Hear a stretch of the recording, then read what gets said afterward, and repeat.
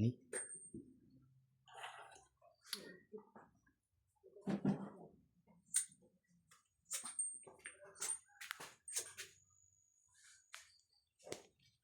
Mga kapatid, ang oras po natin ngayon ay alas 6 na ng hapon.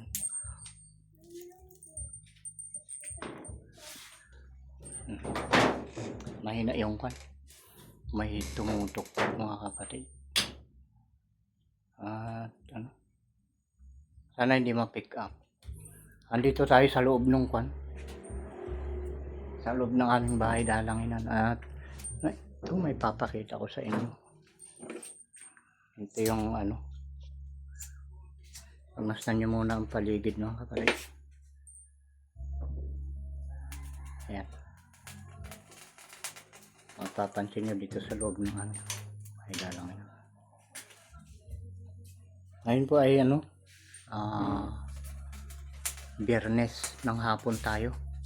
At gaya ng ating binanggit kanina. Ngayon alas 6. 17 na tayo ng hapon. At yung ating mga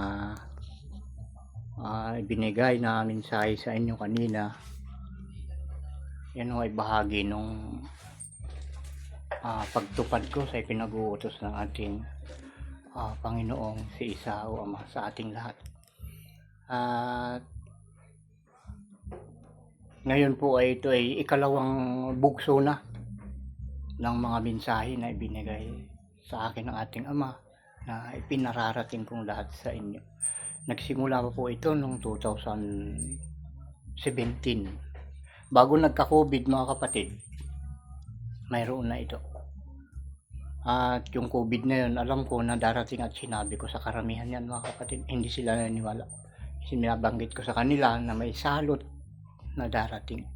At ito naman ngayon mga kapatid, dumating nga yung salot na yon dahil pinagtatawanan ako nung binabanggit ko sa kanila ito, yung salot na yun.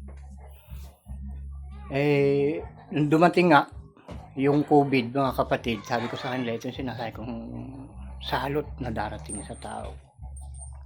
Yun, di sila makaimik. Tapos ngayon, binabanggit ko naman sa lahat ngayon mga kapatid na may pag-ulan ng apoy. Yung ulan ng apoy ngayon mga kapatid. At yan nga, maraming mamatay sa pag-ulan ng apoy. At meron tayong napakalakas na lindol na magaganap. Kaya dito nyo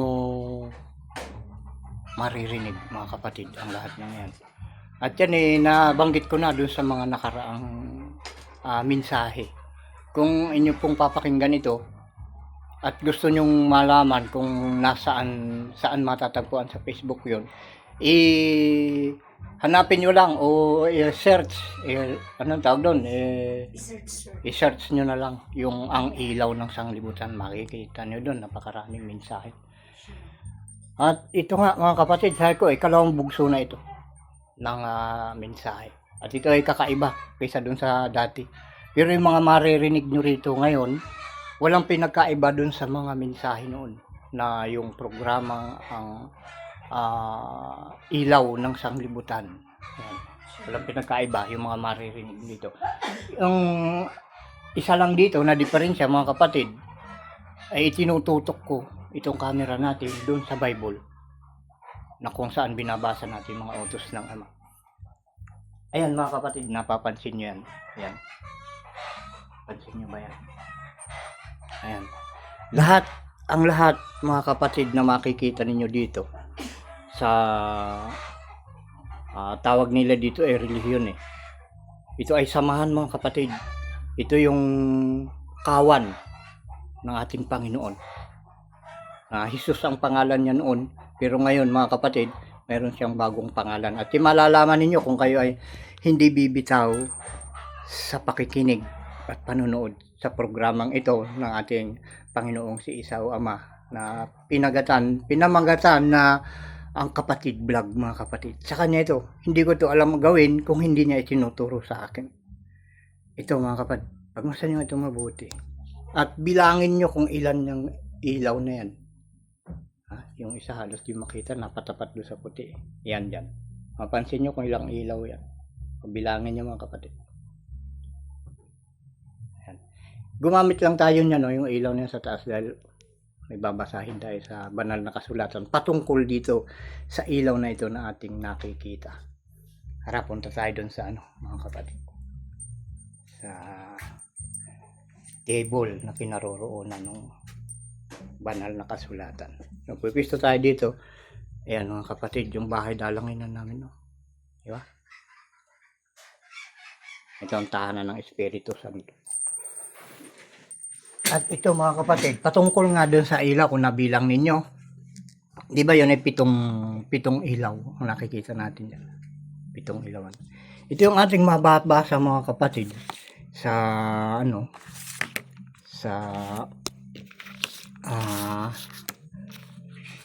Apokalipsis 1:3. Ito yung ating mababasa kasi dun.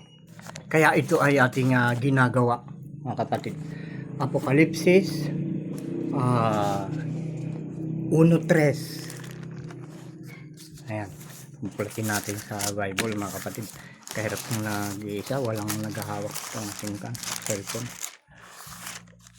O kung saan pumapasok at tumitingin tong ating cellphone. Apokalipsis 1:3 mga kapatid, dito ang ating mababasa. O ayan, o. Yung daliri ko na ang gagamitin ko. Ayan. Diba? Ayan.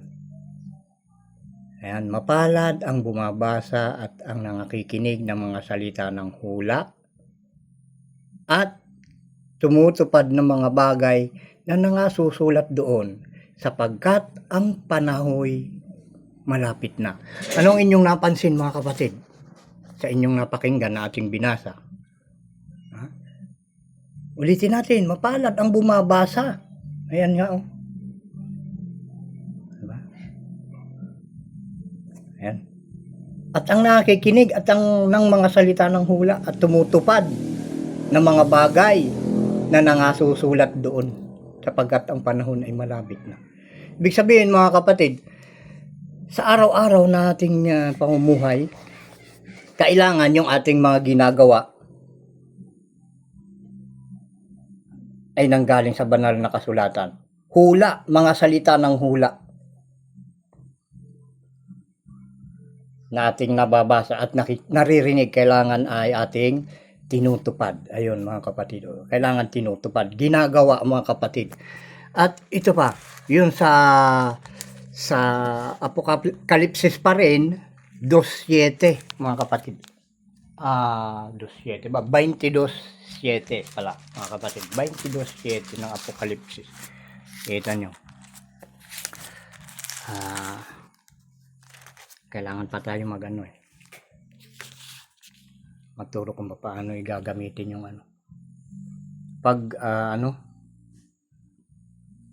pagbibideo. Ito mga kapatid, 22:7 Apokalipsis. Sa ito?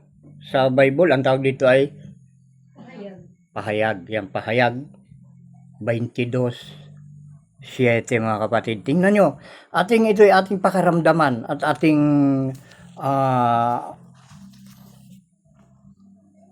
unawaing mabuti kung anong kahulugan mga kapatid. Basahin na natin. Ulitin natin, Apokalipsis 22, ayan, 7. At narito ako'y madaling pumaparito. Mapalad ang tumutupad ng mga salita ng hula ng aklat na ito, mga kapatid. Diba? Unawaan nyo mga kapatid. Mapalad. Ayan, Ayan. Mapalad. Narito ako'y madaling pumaparito, mapalad ang tumutupad ng mga salita ng hula ng aklat na ito. Ngayon, ano yung mga hula mga kapatid? Ito yung isa na ating babasahin. Ito yung hula na kailangan gawin. Kita nyo. Exodo 25:37. Ayan mga kapatid. Kaliwa na ang ating gagamitin. Masyado malaking daliri ko na pinagtuturo ko. Ayan. Kita nyo mga kapatid. 25. Pero kanito 26 na yan. Pero yung pinagmula nito 25. Doon sa kabila mga kapatid. Exodo, ayun o. Ayun o. 25:37. Nandiyan na? Ayun. Basahin na natin.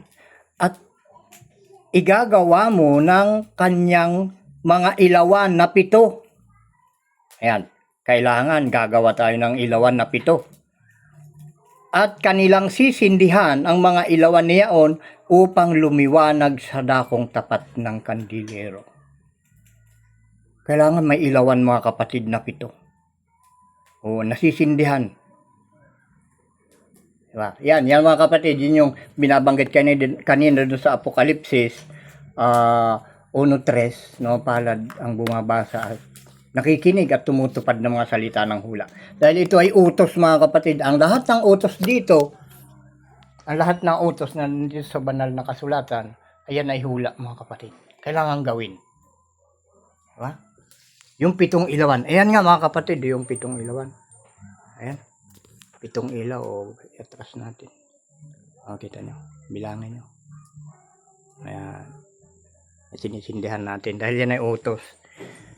At ang gumagawa ng mga utos mga kapatid ay tinatawag na mapalad. Ayan, mapalad sila. Andun pa rin sa aklat ng mga bilang. 8:1 hanggang 2. Tingnan natin mga kapatid. Aklat ng mga bilang 8:1 hanggang 2. Ito siya mga kapatid. Kita nyo? Ayan mga bilang. Yan, mga bilang. 8:1 hanggang 2. Ayan malinaw mga kapatid. Ang pamagat ay ang 7 ilawan sa santuaryo. Kita nyo mga kapatid. Umaayon. Diba? Tumatama dito sa 7 ilawan na ating ginagamit. Basahin natin. At sinalita ng Panginoon kay Moises na sinasabi, salitain mo kay Aaron at sabihin mo sa kanya,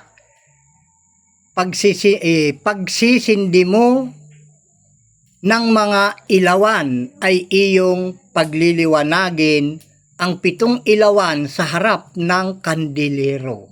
Ibig sabihin ng kandilero, yung lagayan ng ilaw. Ayan, kandilero. Mga kapatid. Diba? Sinasabi ito, 7 ilawan talaga, mga kapatid. 7 ilawan ang binabanggit na kailangan ay nasa loob yan ng bahay dalanginan. Mga kapatid. At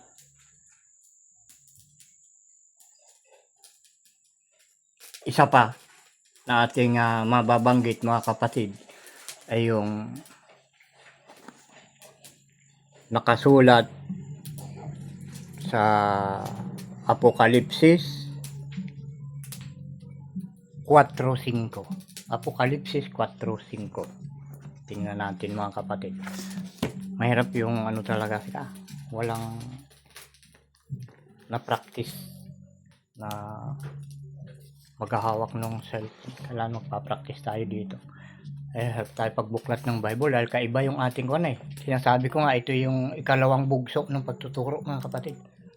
Yung binanggit natin kanina patungkol sa ilawan ay yung Apokalipsis 4 mga kapatid, 4:5. Ayan Kita nyo mga kapatid, patungkol doon sa ilaw na ating pinapaliwanag sa inyo kung bakit may 7 ilawan kami. Ito mga kapatid, Apokalipsis 4:5. Ayan. Basahin na natin. At mula sa luklukan ay may lumalabas na kidlat at mga tinig at mga kulog at may 7 ilawang apoy na mga nagliliyab sa harapan ng luklukan na siyang 7 espiritu ng Diyos, mga kapatid. Diba? Kaya tinawag na espiritu ng Diyos, mga kapatid, dahil ito'y utos. Salita ng Ama na gumawa tayo ng ilawan. 7 ilawan. Sisindihan yan. Ang salita ng Diyos ay espiritu, mga kapatid. Kaya tinawag na pitong espiritu ng Diyos dahil nga pinag-utos na gawin. Ang espiritu ay ang mga salita ng Diyos, mga kapatid. Tatalakayin natin yan. Yung sinasabi ko na ang espiritu ay ang kanyang mga salita, mga kapatid. At kabuuan. Ang kabuuan ng salita ay yung paggawa, mga kapatid. Kaya naging espiritu dahil ginawa, gumagalaw, nabuhay, binuhay sa pamamagitan ng pagtupad ng kanyang mga utos, mga kapatid. Sana naunawaan niyo, mga kapatid. Hanggang dito lang muna tayo. At bukas, may tatlo na naman tayong ibabahagi sa inyo, mga kapatid. Hanggang sa muli.